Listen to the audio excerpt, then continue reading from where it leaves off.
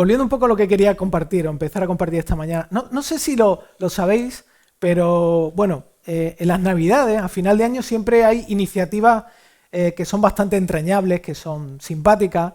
Y aquí en España, en Madrid, hay algo que hacen en Navidad, en fin de año, que lo llaman el Bosque de los Deseos.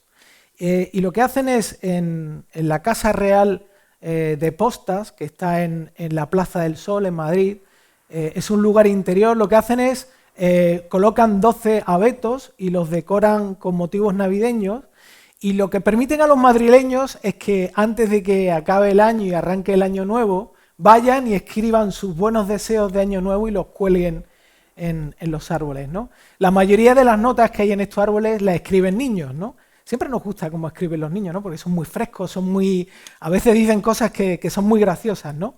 Y algunas de las notas que colgaban este año en algunos de esos árboles eran, bueno, la típica, ¿no? Quiero que mi familia esté sana y que seamos felices. Había una niña que decía, quiero que me regalen una muñeca. Luego había un niño muy gracioso que decía, quiero que España mejore los penaltis. Había otro niño que quería la paz en el mundo, que quería que hubiera paz en Ucrania. Otro que pedía que por favor aprobase las matemáticas ese año, que no haya contaminación. Incluso había una niña que pedía que ese año por favor le creciera el pelo a su padre, ¿no? No era mi hija, no tengo hija. O otro que decía que quería que su equipo subiera a primera, ¿no? Quizá en tu caso personal, tú no has escrito ningún deseo para este año, no tienes una lista de deseos para este año. Quizá no tienes algo de manera formal escrito, pero es inevitable esto, ¿no? Nadie está libre de comenzar el año con un deseo interno de que algunas cosas cambien. Todos arrancamos el año que comienza sabiendo que hay cosas que nos gustaría que cambiasen en nuestra vida. Hay cosas que quisiéramos que fueran diferentes. A lo mejor en tu caso lo que quieres es que este año sea tu año, que tu estado civil cambie, o que conozcas a esa persona con la que vas a compartir tu vida. Quizá lo que quieres este año es que tu economía sea mejor economía, no tengas que estar haciendo tanto ajuste y puedas estar más tranquilo, o un trabajo estable, o a lo mejor lo que quieres es que se resuelvan los conflictos en la familia, esas tensiones que están ahí y que normalmente surgen cuando uno se reúne en Navidad, ¿no? O a lo mejor tus deseos son más espirituales, quizá son cosas más espirituales, ¿no?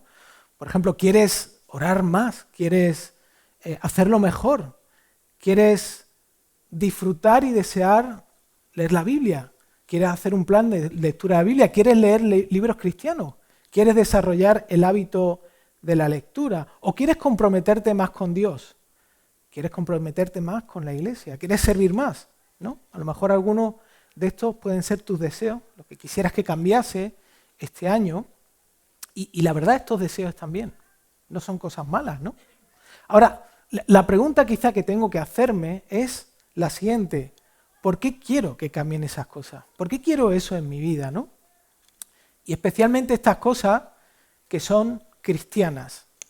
Porque es muy posible que estas cosas las quieras pues porque son correctas, porque es algo correcto, o porque es algo que un buen cristiano debería hacer. Es lo que hacen los buenos cristianos, ¿no? Hacen cosas cristianas, hacen cosas religiosas, hacen cosas, leen la Biblia, oran, o quizás si escarbamos un poquito más, lo que ocurre es que empieza el año, evalúas tu vida y de pronto te sientes mal, porque sabes que hay cosas que tenías que hacer y no estás haciendo. Y a lo mejor quieres que eso cambie simplemente porque no quieres que tu conciencia te siga acusando, porque tu conciencia te dice que no das la talla. Ahora, después de haber parado un momentito a evaluar tus deseos, especialmente los que tienen que ver con tu vida espiritual, quiero hacerte una pregunta. La pregunta es, y piénsala por un momento, ¿cuál debería ser tu mayor prioridad y deseo como cristiano? Quiero que te quedes con esta pregunta que no vamos a contestar ahora. Quiero que te quedes con esta pregunta durante todo el mensaje. Quiero que la mantengas aquí. ¿Cuál debería ser tu mayor prioridad y deseo como cristiano, ¿vale? Y mientras la dejas ahí guardada en un lado de tu mente, necesito que la otra parte la utilices para atender un poquito, porque quiero introducirme brevemente en el contexto de estos versículos que hemos leído, ¿vale? Los versículos que hemos leído pertenecen a una carta que escribió el apóstol Pablo y se la escribió a Timoteo. Timoteo era un discípulo de Pablo y, como dijimos muchas semanas atrás cuando arrancamos esta serie, Timoteo había sido enviado por Pablo a una iglesia, a Éfeso, con el objetivo de que liderase esa iglesia, que la dirigiera. Y además era una iglesia que tenía problemas, era una iglesia donde las cosas no funcionaban bien, como la mayoría, porque la iglesia está formada de personas que están en proceso de cambio. Pero Timoteo era una persona que tenía ciertas características. No era el típico líder que todos pensamos.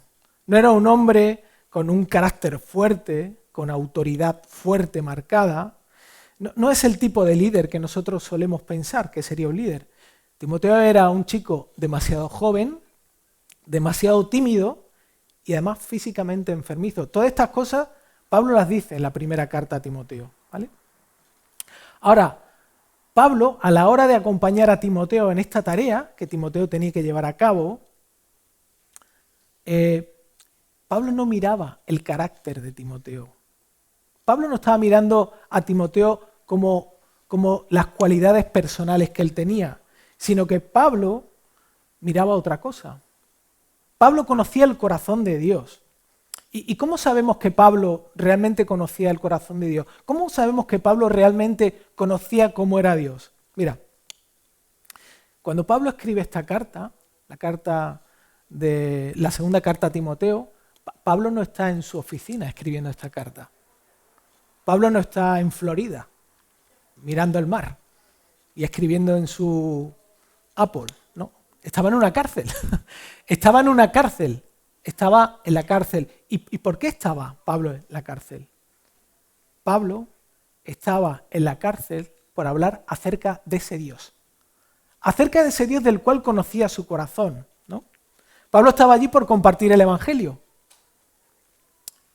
Pablo estaba allí porque su objetivo de vida es que otras personas disfrutaran de ese Dios que se había acercado a ellos a través de Jesús. Y la cuestión es, ¿no resulta esto contradictorio? ¿No? O sea, fijaos, Pablo está en la cárcel supuestamente porque ha conocido al Dios que es un Dios todopoderoso, es un Dios que lo protege, que lo guarda, que lo cuida, pero Pablo está en la cárcel, ¿no?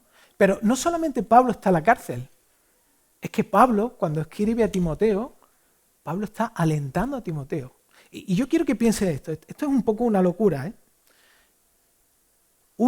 Cualquiera de nosotros podemos alentar a otra persona cuando las cosas van bien, cuando no tenemos problemas.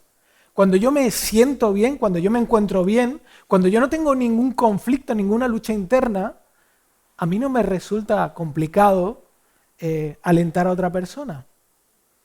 Pero cuando estoy en medio de problemas y de circunstancias difíciles, es prácticamente imposible que yo pueda alentar a alguien. Si es que estoy simplemente ocupado de mí mismo, estoy preocupado por mí mismo. Pero este no era el caso de Pablo. De hecho, fijaos, no solamente es que Pablo estaba en una situación complicada, es que en esta misma carta, en el capítulo 4, versículo 6, lo que dice Pablo es que tiene la convicción de que iba a morir. Yo quiero que pienses esto por un instante. Imagínate que sabes que vas a morir. ¿Tú crees que estás en condiciones de poder alentar a otra persona? ¿Tú crees que podrías alentar a otra persona? Piénsalo por un instante. Estarías totalmente enfocado. Yo también estaría totalmente enfocado en mi situación. Pero Pablo no. ¿Y por qué? Porque Pablo conocía el corazón de Dios. Porque Pablo había encontrado un tesoro tan precioso que sus circunstancias no afectaban a su estabilidad emocional.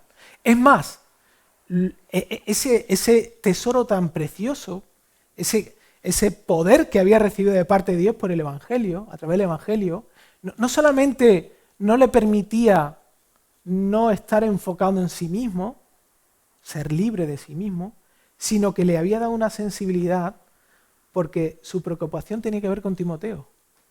A Pablo no le preocupaba que él estuviese en la cárcel. Eso no era su mayor preocupación. Su preocupación era Timoteo. Porque realmente lo que le preocupaba a Pablo era que Timoteo dejase de ver el corazón de Dios. Esa era la preocupación de Pablo. Pablo estaba preocupado porque temía que Timoteo dejase de ver cómo es realmente Dios, de perder la percepción del amor de Dios en su vida. Y eso era clave para él. Así que el primer punto de este mensaje es justamente eso. Es una prioridad volver a ver el corazón de Dios. Esa es la prioridad de Pablo para Timoteo, ¿no?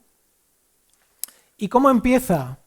Pues sí, la prioridad es que Timoteo no pierda la visión de cómo es Dios, de su carácter, de su amor, ¿no? Y lo que le dice es que tiene que recordar, es lo que dice justamente en el versículo 6, ¿no? Por tanto, recuerda. De hecho, la prioridad que Pablo entiende para Timoteo es también tu prioridad y la mía, recordar. Ahora, normalmente cuando nosotros pensamos en este concepto de recordar, cuando alguien nos dice, oye, ¿recuerdas? Pensamos en algo más funcional que en algo que tiene que ver con la experiencia. Pensamos en algo que tiene cierta utilidad, pero que no nos involucra a nosotros de una forma mucho más profunda. Por ejemplo, y esto seguro que ha pasado a vosotros, de pronto tienes que hacer una operación en tu aplicación de la banca en línea y se te ha olvidado la contraseña. Y la tienes que hacer ahora, tienes que hacer un pago, tienes que comprar algo, no sé si os ha pasado, vas a hacer el pago y te sale el relojito tienes 6 minutos para confirmar, y estás nervioso, ay, no me acuerdo cuál era la contraseña, sí se me bloquea, ¿no? ¿Y qué hacemos? En ese momento lo que tratamos de hacer es recordar la contraseña, y empezamos a ver, ¿era mi fecha de nacimiento? ¿Era la de mi hijo? ¿Era la de mi abuela? ¿Era cuando tuve mi primer perrito? No sabes. Y cuando viene a tu memoria esa contraseña, la introduces, haces la transacción, haces la operación, y te olvidas, y te vas a otra cosa. Ya está. Para nosotros el concepto de recordar tiene que ver más con acordarnos de algo que lo usamos, que es funcional y que ya está. Pero la palabra que utiliza Pablo aquí en el original, en el griego, tiene otro sentido más profundo. Tiene el sentido de conmemorar. Esto sí sabemos los españoles lo que es, ¿verdad? Nos gusta mucho conmemorar la Navidad, los cumpleaños. Nos gusta conmemorarlas bien, ¿verdad? Así que cuando Pablo está diciéndole a Timoteo que tiene que recordar, lo que le está diciendo es que tienes que conmemorar algo. Dicen que los viajes, especialmente los de vacaciones, se disfrutan 3 veces.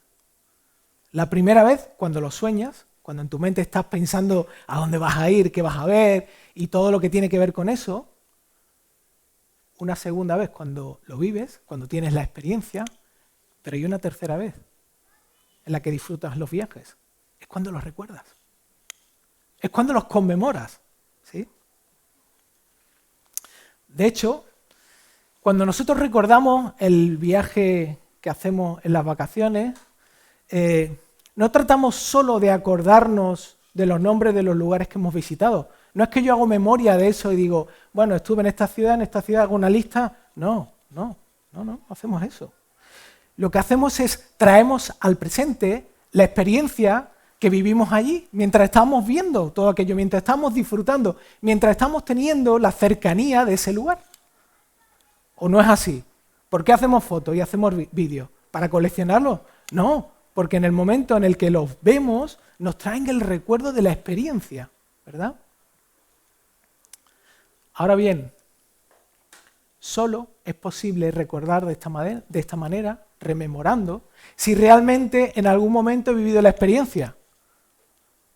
Necesito vivir la experiencia, necesito volverla a traer a mi vida. Si yo no he vivido esa experiencia nunca, por mucho que tú me cuentes, por mucho que tú me enseñes, voy a ser incapaz de poder tener ese encuentro con ese lugar. Así que de forma similar, es imposible que yo pueda recordar cómo es el corazón de Dios si nunca he tenido la experiencia de su amor incondicional, radical y transformador en mí. Esto es tremendamente relevante, es decir, yo no puedo recordar o volver a ver cómo es el corazón de Dios en Cristo si esa experiencia no la he tenido. Esa experiencia se llama conversión. La conversión no solamente es aceptar el Evangelio. Implica aceptar el Evangelio. Implica aceptar la obra de Jesús en la cruz. Pero va más allá que eso. Es el inicio de una relación con el Dios que me salva y que me ama. Que afecta a todas las áreas de mi vida. No es algo frío, es algo profundo, que me cambia, que me transforma, que me convierte en otra persona. Si yo nunca he tenido eso, no puedo volverlo a recordar. Es imposible, es imposible. Por cierto, un detalle. Esta exhortación de Pablo a Timoteo, de que recuerde, de que haga un recordatorio, no es la primera vez que se lo dice. De hecho, te desafío a que leas todas las cartas de Pablo, no solo las de Timoteo, todas las que escribe a toda la iglesia. Y no hay en carta donde de alguna forma Pablo haga exactamente lo mismo. Le diga a los creyentes que recuerden cómo Dios vino a sus vidas, que recuerden ese momento. Lo hace una y otra vez.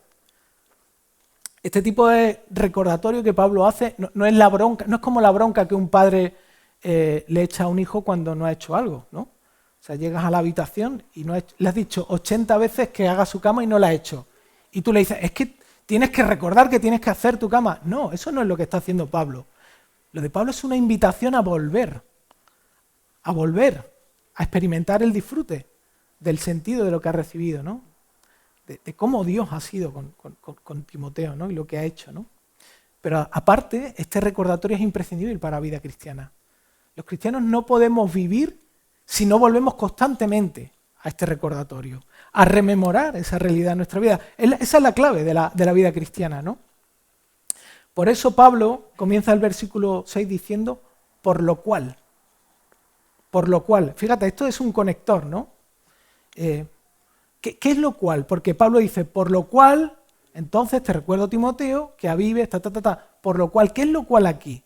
Bueno, lo cual es justamente lo que viene antes del versículo 6, que es lo que hay en el versículo 5, que no hemos leído, pero si lo miras en tu Biblia, lo que está diciendo Pablo es que Timoteo tenía una fe sincera. En él había una fe sincera. Habla de su madre, de su abuela, pero Timoteo tenía una fe sincera. Y una fe sincera no es una fe perfecta, es una fe genuina. De esto Nico nos compartió hace 3 semanas atrás, en el primer mensaje de esta carta. Y nos dijo que la fe genuina tiene una serie de marcas, tiene una serie de cuestiones que se ven en la vida de las personas, que son visibles, son evidencias. Son evidencias de algo que está pasando dentro de esa persona y que muestran que esa persona tiene una fe auténtica, verdadera. Y yo quiero hacer un repaso súper rápido de esas marcas y comentarlas, si me deja, como siempre, el PowerPoint. Y son básicamente 6, unas 6 marcas. A ver, hay un espíritu en contra de que yo use el... Ahora, ahí está. Vino el poder ahí. Bueno, estas 6 marcas que voy a pasar súper rápido. Si quieres saber más de ellas, te invito a que mires en nuestro canal de YouTube el mensaje anterior a esto, de la serie, ¿no?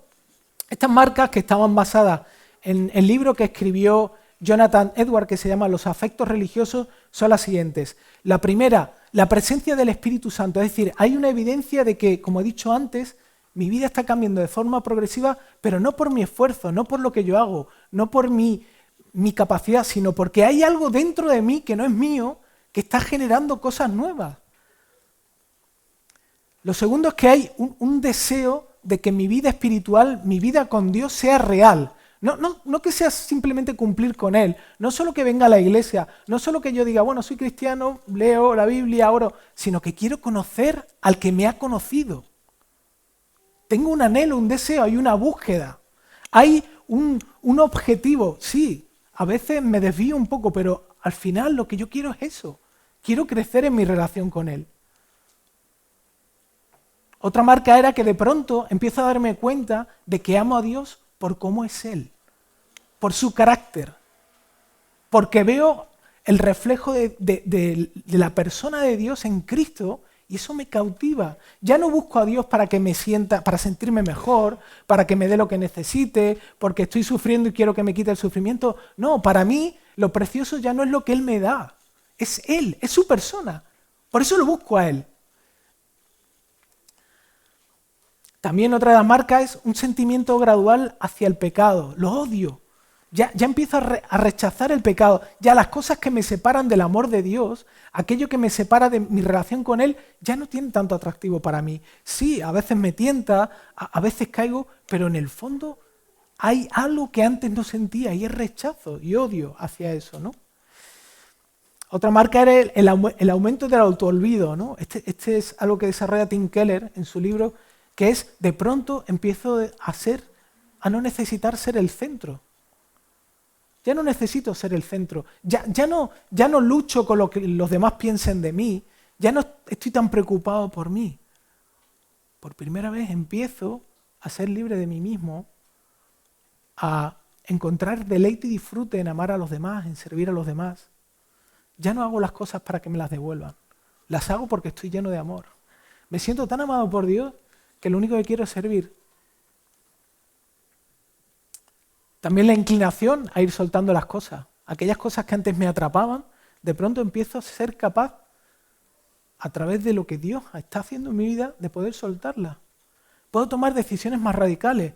Puedo tomar la decisión de dejar, por ejemplo, las redes sociales cuando veo que están haciéndome perder el gusto por Dios. Hay cosas que en su momento eran muy atractivas, pero ahora puedo cortarlas de forma radical, ¿no? Y finalmente la perseverancia. Aunque mi vida esté llena de dificultades, soy un poco como los discípulos de Jesús, ¿no? Cuando Jesús les dijo, bueno, mira, estos se han ido porque no les doy comida. Si queréis os podéis ir vosotros. Y los discípulos de Jesús dijeron en el Evangelio de Juan, ¿a dónde vamos a ir? Si es que fuera de ti no hay otra cosa. Esa es la perseverancia. La perseverancia es sí, es verdad. Hay sufrimiento, mi vida quizás no está arreglada, las cosas siguen estando igual, pero es que fuera de ti no hay otra cosa, no hay nada. Tú eres infinitamente mejor que todo eso. Te sigo. Esa es la perseverancia, ¿no? Estas son algunas de las marcas, ¿no? Pero Pablo dice que justamente este tipo de fe genuina, él la llama a esta fe, pásame yo no sé qué le pasa hoy a esto, se pone rebelde conmigo. No le tengo fe yo. Bueno, como digo, Pablo llama a esta fe genuina, la llama un don de Dios. Ahí en el versículo 6 lo dice. Le dice a Timoteo que vive el don de Dios, el don de Dios. ¿Por qué lo llama don de Dios? Porque en realidad es un regalo. La fe es un regalo. Sí, es algo que yo ejerzo, pero es algo que yo no puedo producir. Es algo que yo no puedo generar. Es algo que yo no puedo crear, que no puedo ganar. Es un regalo, es algo que yo recibo. Y aunque es algo que yo recibo, es algo que no está a mi alcance. Como digo, no puedo pagarlo, no puedo obtenerlo, no puedo esforzarme en conseguirlo. No puedo esforzarme en conseguirlo. Pero sí está disponible para que lo pueda recibir. Está disponible para que yo pueda recibir. Es algo que yo no puedo ganar, pero es algo que Dios dispone para que yo pueda recibirlo. Para que yo pueda tomarlo. ¿Cómo? A través de Cristo, a través del Evangelio. De hecho, esta fe genuina es la capacidad de poder ver cómo es Dios. No solamente creer que Dios existe, es poder verlo, es poder percibirlo con algo que yo no tengo, con unas capacidades que Dios me da. Y sobre todo es la capacidad de poder recibir su amor, de realmente tener una experiencia de sentirme amado plenamente por Él, creer en Él y empezar a cambiar. Porque en realidad lo que me cambia es el amor de Dios, es percibir su amor, vivir a la luz de Él.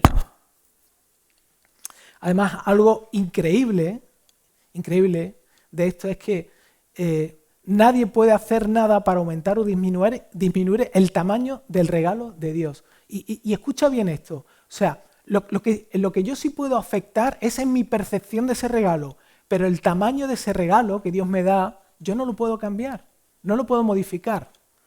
No lo puedo modificar. De hecho, ese regalo es el Evangelio, y el Evangelio es el amor infinito y el perdón infinito de Dios en Jesús para nosotros. Piensa por un instante esto. Piénsalo por un instante, piénsalo. O sea, quiero que pienses la implicación que tiene esto. Es decir, cuando Dios nos regala el Evangelio, nos da el Evangelio, que tiene que ver con la salvación, pero tiene que ver con mucho más que eso. Porque en realidad la salvación es una consecuencia, es el resultado de que Dios nos una a su familia, de que nos perdone, de que nos transforme, de que nos cambie, de que nos invite a la eternidad. Y eso implica el hecho de que en la cruz Dios nos ama infinitamente y nos perdona infinitamente. Nosotros tenemos un problema con la palabra infinito, que no la entendemos. No podemos dimensionarla, no podemos expresarla, no sabemos cómo explicarla. Los científicos tienen que utilizar un símbolo. Y hay operaciones matemáticas que cuando se tratan de hacer con el infinito, el ordenador te dice número desconocido, no sabe ni cómo expresarlo. Eso que nos cuesta a nosotros expresar está involucrado en el regalo del Evangelio para nosotros. Es el compromiso que Dios tiene de abrazarnos mientras nos recuerda que en la cruz nos aceptó y nos abrazó eternamente. Y nadie puede cambiar esto. Es lo que dice Pablo en Romanos 8, ¿no? Nada nos podrá separar del amor de Dios. Nada. No hay nada. Ni siquiera tú mismo. Ni siquiera tú mismo. Ahora, nota lo que Pablo dice a Timoteo. Pablo le dice a Timoteo que avive el fuego del don de Dios que hay en él, ¿no? Hay en ti, dice en el texto, ¿no? Y dice Pablo que ese don, que tiene que ver con la fe genuina, es algo que recibió por la imposición de manos. Aquí Pablo no está diciendo que él era como el gurú, ¿no? A veces, ¿no? Porque a veces hay quizá una confusión en que, bueno, hay cosas que se confiere, que te toca el ungido, que te toca el pastor, que te toca el líder y de pronto tú recibes algo. No. Aquí Pablo lo que está diciendo es otra cosa distinta. Está hablando de algo simbólico. Está diciendo que tanto él como el grupo de los líderes de la iglesia, que eran personas que Dios había llamado para dirigir la iglesia, habían visto en Timoteo evidencias de que Dios estaba en él. Había evidencia de que Dios estaba en él. Y ellos simplemente lo que hicieron fue confirmar esto, no que hicieron algo mágico. No era magia lo que había allí, ¿no? Sino que ellos vieron que había evidencia de Dios actuando en la vida de Timoteo. Ahora bien, cuando nosotros pensamos en el concepto de avivar, estamos tan afectados por nuestra mentalidad de hacer que lo primero que hacemos es rápidamente enfocarnos en nuestro esfuerzo. Vale, si es una acción que tiene que hacer Timoteo, si nosotros tenemos que avivar el don que hemos recibido, nuestra fe, entonces, ¿qué tengo que hacer para eso? A ver, ¿cómo hago esto? A ver, me voy a remangar. ¿Cómo hago esto, no? Y está claro que la voluntad está involucrada en esto. O sea, Pablo no está diciendo a Timoteo, no tienes que usar tu voluntad. Sí tienes que usar tu voluntad. De hecho, nuestra voluntad está involucrada en esta tarea. La Biblia una y otra vez nos dice que nuestra voluntad tiene que estar presente, que no es mágico. Que nuestra recuperación de cómo es Dios y de nuestra relación con Él, hay una parte que nos corresponde a nosotros y que tiene que ver con nuestra voluntad, nuestro esfuerzo. Sin disciplina es imposible crecer en la fe. Sin disciplina es imposible disfrutar a Dios. Sin disciplina es imposible vivir la vida cristiana. Pero no estoy hablando de legalismo, estoy hablando de otra cosa distinta. Y quiero utilizar una ilustración para que podamos entender cómo funciona nuestra responsabilidad, lo que yo hago con el hecho de lo que Dios ya ha hecho. Y yo quiero que pienses en lo siguiente. Mira, imagínate que estas Navidades ha llegado alguien y te ha dicho, ¿sabes qué? Mira, yo sé que esto no lo mereces, sé que no lo puedes obtener de ninguna forma, pero yo te voy a regalar un Audi. Un Audi. ¿Cuál te gusta? El grande, ¿no? Pequeño no, el grande, ¿no? Y si puede ser con el paquete Sport, mejor. Vale, yo te voy a regalar ese Audi. Pero no solamente te voy a regalar el Audi, que te lo voy a pagar enterito. Te voy a dar una tarjeta de esta, ¿cómo se llama? Infinite, una Visa Infinite, de esta Premium, pero además no solamente te voy a dar esa tarjeta está vinculada a una cuenta que no es tuya y que nunca va a estar vacía. Va a tener un crédito ilimitado. ¿Cuántos queréis esa tarjeta? Todos, ¿no? Todos quieren. De hecho, con esa tarjeta vas a poder pagar todos los gastos del coche, vas a poder ir a ponerle combustible, el bueno, no le pongas el de low cost, el bueno, el más caro. No tiene, te paga esa tarjeta, te lo da todo, ¿vale? Vale, imagínate, de pronto recibes este regalo y tú dices, ¿no puedo creer? ¿Cómo puede ser que tenga, o sea, sorpresa, alegría, emoción, llanto? El coche que tú querías, lo que tú llevas buscando en muchos lugares, de pronto alguien viene y te lo da, ¿no? Días después, estás conduciendo tu coche, le has hecho ya unos cuantos kilómetros, estás disfrutando de tu coche, y de pronto te das cuenta que el coche en la carretera empieza a perder potencia. ¿Qué le pasa al coche? Y el coche empieza a dar como tirones. ¿Qué pasa? Hasta que el coche hace ¡tac! Y se queda parado. Se queda parado el coche. ¿Qué le pasa al coche? Claro, ¿no te has fijado que el coche hay que ponerle combustible? Y el depósito está vacío. El coche no tiene combustible. Se quedó sin combustible. Bueno, te bajas del coche y dices, bueno, pues se ha parado. Pues habrá que empujarle. Así que coges el coche y dices, bueno, está bien, es mi coche, es mi regalo, y empiezas a empujarlo. Claro, cuando llevas 1 kilómetro empiezas a darte cuenta de que es una tarea ardua, ¿no? Esto ya no lo disfruto tanto como antes, esto ya me cuesta un poquito. Y te sientes tentado a dejar el coche en la cuneta, pero dices, bueno, es que es un regalo de alguien que me aprecia mucho y este regalo no lo puedo dejar aquí tirado. Es valioso, sí, es valioso. Ahora no me resulta tan valioso porque ahora es una carga, pero bueno, no quiero que se enfade conmigo, no quiero hacerle un feo. Y lo peor de todo es que con el tiempo lo que puede pasar es que o bien acabes abandonando ese coche en la cuneta porque no funciona, es muy bonito por fuera, era muy fantástico, pero ya no funciona. O lo peor de todo es que acabes convencido de que el coche ahora funciona dándole empujoncitos, te metes dentro con la inercia y cuando se para le das empujoncitos y entonces sí, me cuesta un poco, pero bueno, así es como que tiene que funcionar el coche, ¿no? Esta es la forma normal de manejar el coche. La pregunta ahora es, ¿cuál es el problema? ¿Cuál es el problema aquí? ¿Cuál es el problema? Bueno, el problema es muy sencillo.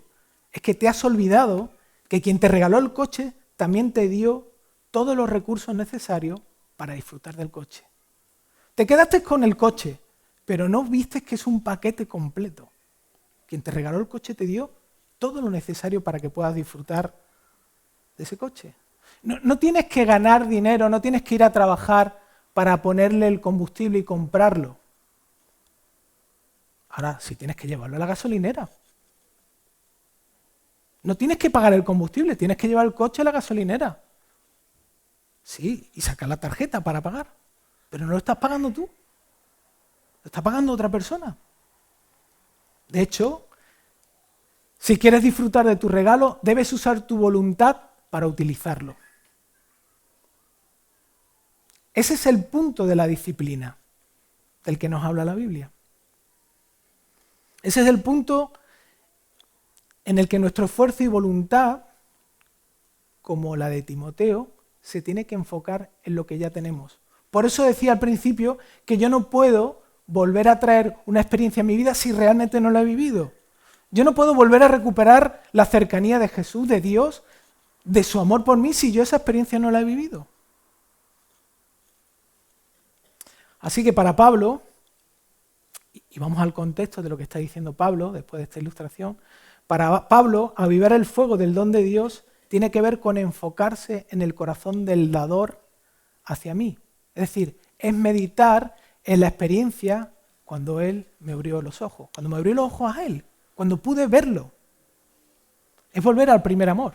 Eso es lo que dice la Biblia, ¿no? Es desmenuzar y saborear las implicaciones de lo que tiene el ser llamado hijo de Dios. Cuando Dios dice que nos hace hijos suyos, no es solamente un concepto, no es solamente como en el DNI, soy hijo de mi padre y de mi madre, obviamente, ¿no? Pero no es simplemente algo que está escrito ahí, es que eso tiene unas implicaciones profundas y trascendentes que puedo empezar a vivir aquí ahora y que se alargan hasta la eternidad, hasta el infinito.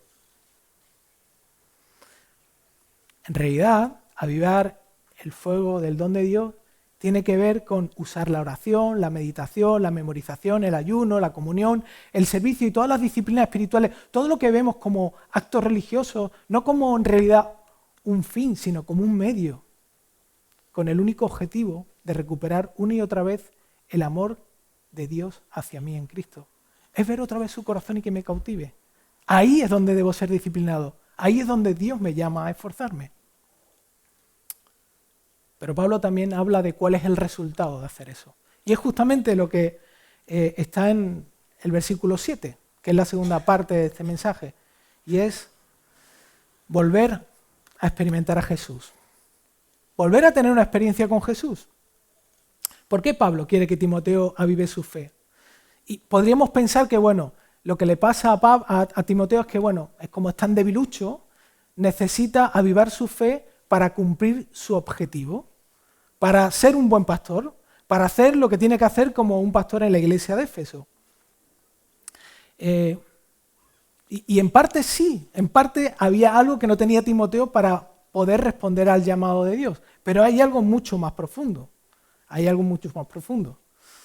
porque lo que Pablo busca para Timoteo es mucho más que fuerza para hacer lo que debía, es mucho más que eso, no es algo tan simple, tan sencillo, ¿no?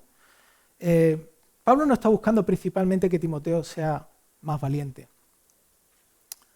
Lo que Pablo está buscando para Timoteo es lo mismo que busca para todo aquel que se considera seguidor de Jesús. Y quiero que escuche esto. Lo que busca es la experiencia de la vida de Jesús en su propia vida. Eso es lo que busca. No es que puedas hacer más cosas, es que realmente tengas a Cristo activo dentro de tu vida a través del Espíritu Santo. Ese es el mayor regalo que podemos recibir. No que podamos hacer cosas que antes no podíamos hacer, no, es la presencia activa del Dios que nos ama a través de su Espíritu en nosotros. Y fíjate en el versículo 7, ¿no? Pablo comienza diciendo ¿por qué? Y esta es la causa. Cada vez que lees un versículo y te encuentres la palabra ¿por qué?, te está dando una causa de lo anterior. ¿Por qué? ¿Por qué debería hacer esto Timoteo? O sea, la causa por la que necesita Timoteo y tú y yo añadir el combustible al coche que Dios nos ha regalado es porque si lo hacemos, podremos empezar a experimentar de forma plena la vida de Jesús. Mira, a veces cuando nosotros leemos los evangelios, vemos la vida de Jesús y nos parece una persona estupenda, que ama mucho, que sufre mucho. A veces vemos a un personaje blandengue, pero no es así. Jesús es el Dios Todopoderoso. Pero algo que lo que quizás no pensamos es que Jesús, a pesar de la vida que vivió, fue el hombre más satisfecho y con el sentido más profundo del amor del Padre. Jesús fue y es el ser humano que ha logrado percibir el poder del amor del Padre. Jesús vivió en dependencia del Espíritu Santo y ese mismo Espíritu que es Dios viviendo en nosotros lo recibimos por medio del Evangelio. Eso fue lo que impulsó a Jesús a vivir. Y eso es lo que Pablo está diciendo que Timoteo ha recibido y que tú has recibido si realmente Cristo está en ti, si realmente aceptaste el Evangelio, si realmente no solamente dijiste que sí a Jesús, sino que dijiste que sí y tu vida empezó a inclinarse en esa búsqueda de su persona y de una relación cercana cada vez con Él. No perfecta, con lucha, pero que tienes un objetivo de vida distinto, diferente. Tu objetivo de vida es Él, ¿no?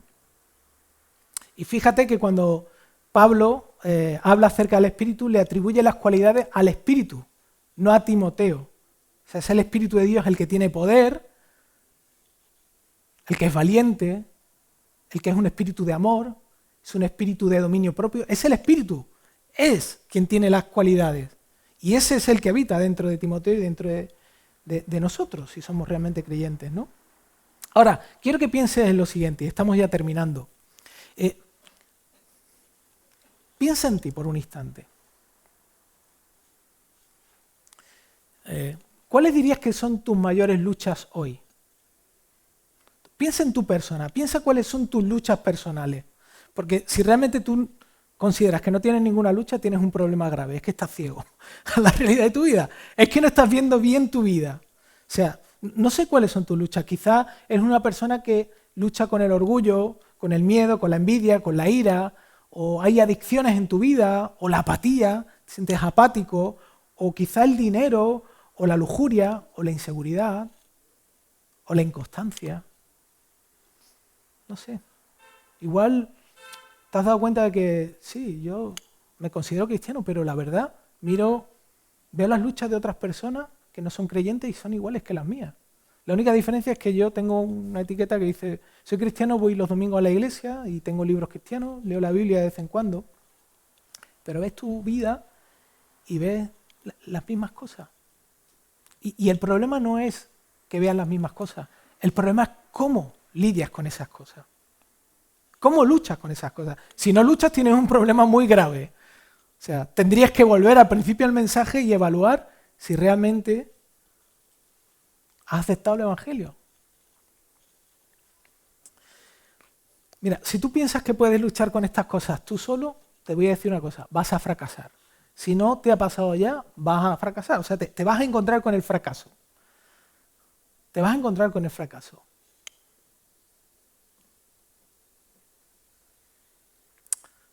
Para poder lidiar con estas cosas, lo primero que uno necesita es un tipo de valentía que no tiene para aceptar algo que no queremos aceptar, y es que somos un desastre. Nadie quiere que los demás sepan que es un desastre, y bueno, vete a la biblioteca y la librería. Los libros que hay son siempre para tratar de convencerte que puedes mejorarte y que puedes ser la persona de éxito. Pero en el fondo, si todos rascamos, nos damos cuenta de que somos un desastre. Somos un desastre. Pero ¿sabes una cosa? Dios ya sabe con más profundidad lo que somos nosotros mismos. Él tiene unos rayos X que atraviesan absolutamente todo y no podemos ocultarle nada. Y Él sabe cómo somos, no podemos esconder nada de Él. Lo segundo que necesitamos es un poder que no tenemos para cambiar algo que no podemos cambiar. A ver, podemos cambiar nuestros hábitos temporalmente, podemos hacer cambios externos, pero no podemos cambiar nuestra naturaleza. De hecho, aunque la autoayuda funciona, la autoayuda no puede cambiar la esencia de las personas. No puede cambiar las personas. No puede. Además, bíblicamente, mi mayor impedimento para cambiar es seguir creyendo que puedo cambiarme. Fijaos que, o sea, el Evangelio en esencia es eso. El Evangelio en esencia es esto, hay algo que yo no puedo hacer y que el primer paso para que ese algo pueda cambiar, para que mi deseo, mi anhelo, todo esto, que yo pueda ver a Dios, que pueda anhelarlo, desearlo, tener una experiencia con Él, comienza como comenzaba Cristian hace un rato. Tengo que dejar de intentarlo, dejar de creer que puedo cambiarme.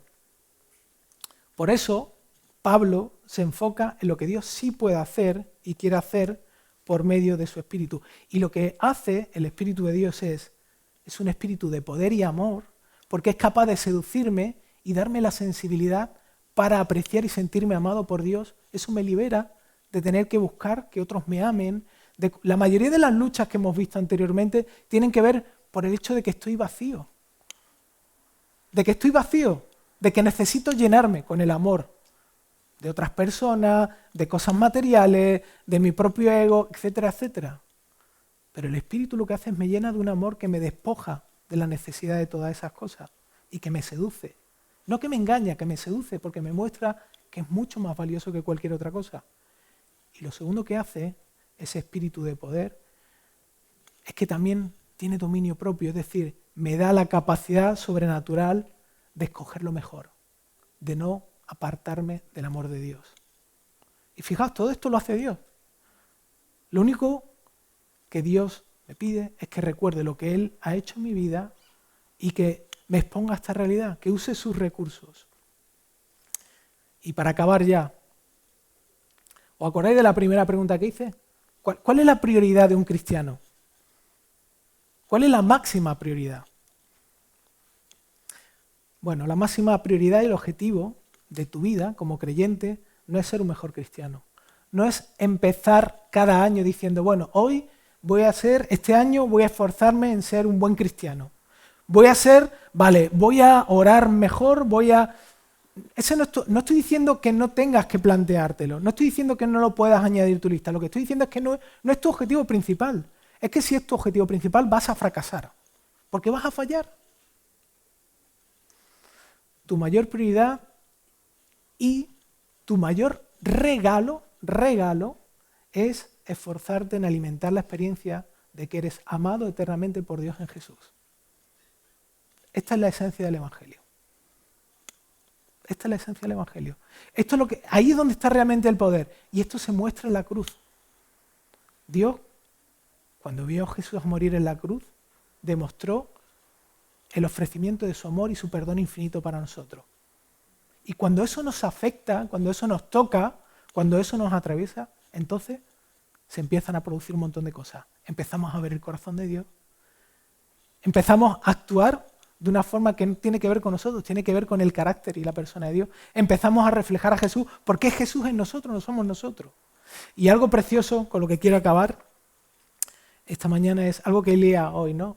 Decía, había alguien que reflexionaba acerca de la humanidad de Jesús y decía, algún día, y eso es lo que esperamos todos y anhelamos, vamos a ver a Jesús cara a cara. Pero no en nuestra imaginación, físicamente. Físicamente lo vamos a ver a Él.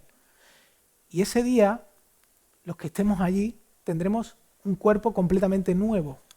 O sea, ¿tienes alguna enfermedad? Va a desaparecer. ¿Tienes algún problema físico? Va a desaparecer. ¿Te falta algo? Lo vas a tener allí. Pero algo precioso es que Jesús va a seguir teniendo las cicatrices de la cruz. Y fíjate esto es una locura. O sea, Dios infinito, hay una parte de Dios que no sé cómo explicarla, que es un ser humano, que es Jesús, que está en una dimensión donde nos está esperando y va a venir a por nosotros. Y en toda la perfección de Dios, Dios ha permitido que Jesús, la segunda persona de la Trinidad, tenga las marcas del pecado y de la maldad. ¿Para qué? Para recordarnos su amor. Eso es lo que vamos a celebrar durante la eternidad. Y eso es algo a lo que Dios nos invita a experimentar y a vivir ahora.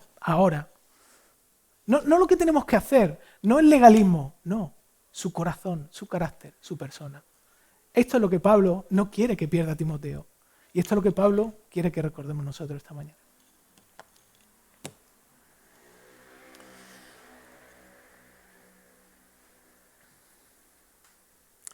Señor, qué difícil es, o mejor dicho, cuánto nos cuesta poder percibir la sencillez de la esencia de tu corazón, de tu carácter. Yo soy consciente de que a veces lo sencillo nos parece insuficiente, nos parece que no tiene poder y nos perdemos el regalo de la cruz, el regalo de traer a la memoria una vez más lo que tú has hecho por nosotros en Jesús.